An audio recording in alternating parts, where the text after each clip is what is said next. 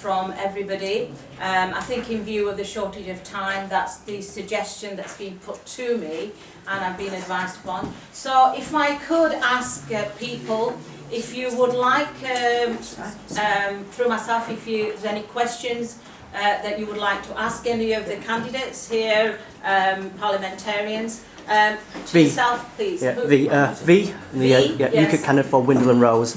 You're the champion of Rotherham for the child abuse cases, Jane, but also Bradford has even more child abuse cases, but it's being covered up, I think, by a comfortable conspiracy between the Labour and the Conservative councillors at the moment. What could you do, or what you as MPs could do to help Bradford and the massive problem of childhood grooming gangs? Right, well, I think we've got to look at the fact that we've just mentioned interculturalism, and that's very, very important.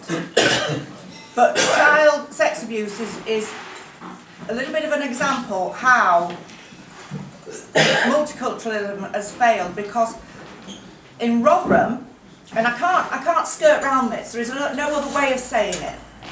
In Rotherham, there have been young white girls groomed by Asian, some Muslim, some Kashmiri men in Rotherham. There is no other way around it. I can't say some were white, some were ethnic. That's how it is. Now, my view is this, that when you live in a country, there is one law. It doesn't mean to say you change your beliefs. It doesn't mean to say that you change your culture. But you have to obey the law of that country. And that doesn't matter who you are.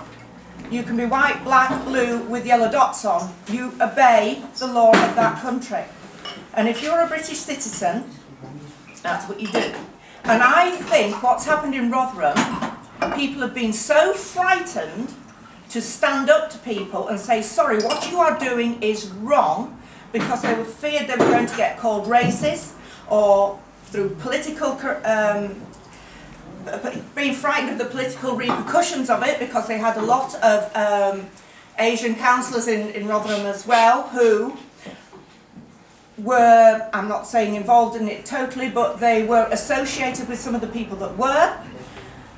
So they were frightened. But I have to say that my view on that is that makes them cowards, because they had children to look after. And they failed in one of the basic human decencies, which is looking after children. They can't look after themselves. Even if they're 14, 15 and they put a short skirt on and lipstick on, they can't look after themselves. They're not mature, they're not old enough, they don't know what's happening to them. So basically, the whole of the statutory bodies in Rotherham failed those children. And it must never be forgotten or allowed to happen again, even though it is still going on in Rotherham and in various places all over the country. But I will say something else as well, that child sex abuse and child exploitation isn't just Asian, Muslim men, it is across the board. And it is in every profession. You have High Court judges, you have police involved, MI5 involved, you have loads and loads of people in professions where you think surely not. Even MPs, past and present, involved. And David Cameron said that people talking about this are making it into a conspiracy. No, we're not making it into a conspiracy. It is a conspiracy to cover it up. And I, for one, am not going to stand for that. Whether I become an MP or not, as an MEP, I will still fight to uncover that conspiracy that is going on in this country today, which is a national disgrace, and that we need an outside body coming in, maybe from America, maybe from New Zealand, to work alongside probably the military police, because we have to accept that some of the police are involved as well.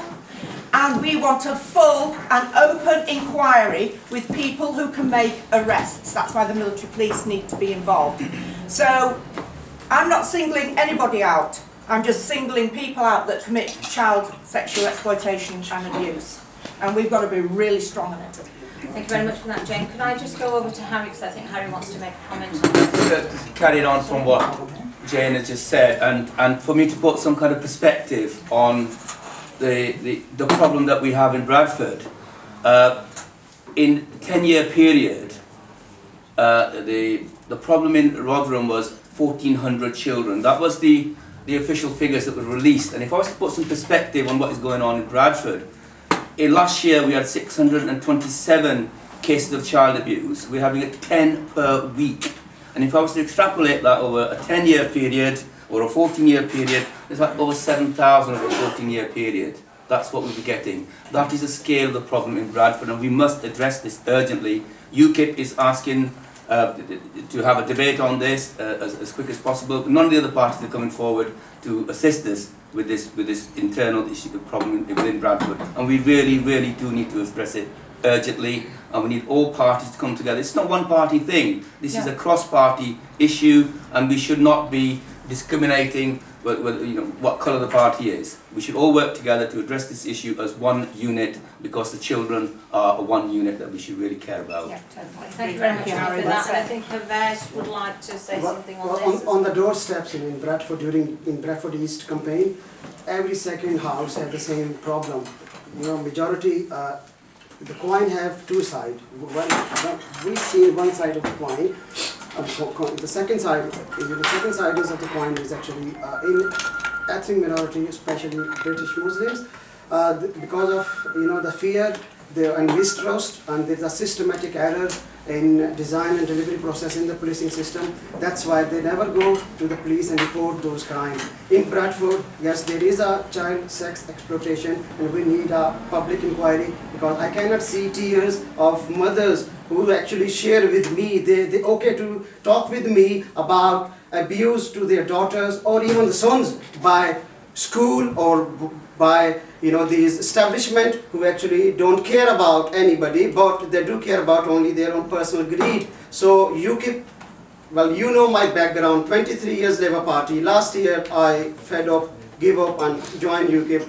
Why I joined UKIP? Because the local community, around about 32 people, they sit with me and I give up. I says, okay, now enough is enough. By profession I'm a researcher. Best thing I can stay researcher, because researchers are straight people. But in politics, traditional politics, day and night, they are double standard, two-faced. And what happened here, then this is no, don't give up. We need people like yourself come forward who can talk about ordinary working class, their day-to-day issues. And what happened, 32 people, we sit together, we gone through with the manifesto, we've seen two manifestos which are actually working, we thought is working for local people. The one is respect and other one UKIP, yeah? So what collectively we decide, UKIP have 24 MEPs, and they actually working, they actually highlighting the issues which are, for main three parties, they're not big issues, but for UKIP people and UKIP activists, those issues are really heavy and they are high priority issues. So what we decide collectively, myself and majority my team, we are ordinary working class people from the community. We said let's join the Purple Army, because these guys, doesn't matter, they actually labeled by with wrong labels. I just want to mention those labels, yeah, and we're not daft. We know why traditional parties trying to label UKIP, or they want to put us in one corner, but they won't be succeed because on the 8th of May there is a revolution, purple revolution, and we will see a change. On child sex exploitation, definitely is not acceptable, whether myself elected or not, but definitely I will fight for the rights of the children. This is what we're doing here in UKIP as well. Yes, gentleman over here. Just follow-up question on that. What is UKIP going to do with the modern day slave trade and human trafficking? You mean what's been happening? Yeah, what's UKIP idea to tackle that? Yeah, Well, at this moment in time, with what's been happening with the people that have lost their lives, which is absolutely terrible, we haven't got a set policy on that. we've got to look now at what can be done. And I know that we've been talking about it over the last few days, and the fact of the matter is there's two ways of looking at this. It's an awful thing to say, but the European Union is going to have to put something in place to stop these people setting off, right? And trying to get over with the actual traffic of people where they're paying for the boats to come over. Now the actual trafficking, you see, there's two sorts. There's the human trafficking where they're being brought over and used for various Trades, basically. Menial tasks. Yeah. And also there's the traffic of the people that have lost their lives, unfortunately, over the last few days, where they're just wanting to come over and get asylum, really, or just get away from places. You have to not look at the people that are coming over and trying to escape, because you can't blame them, but you've got to look at the people that are abusing that situation and the people that are allowing it to happen. So there's got to be more border enforcement in the countries where they're setting off from. But that is a European issue, and I've got to be honest with you, UKIP is not going to form the next government, you know, but what we can do is hold people account that do, if we get plenty of MPs in, and push forward with further regulations to try and stop these people setting off and losing their lives. There's no easy answer to what's happening over there. There's no easy answer. And we've got to try and save the people that are setting off. It's catch-22. Okay, thank you very much. Thank you, sir. Any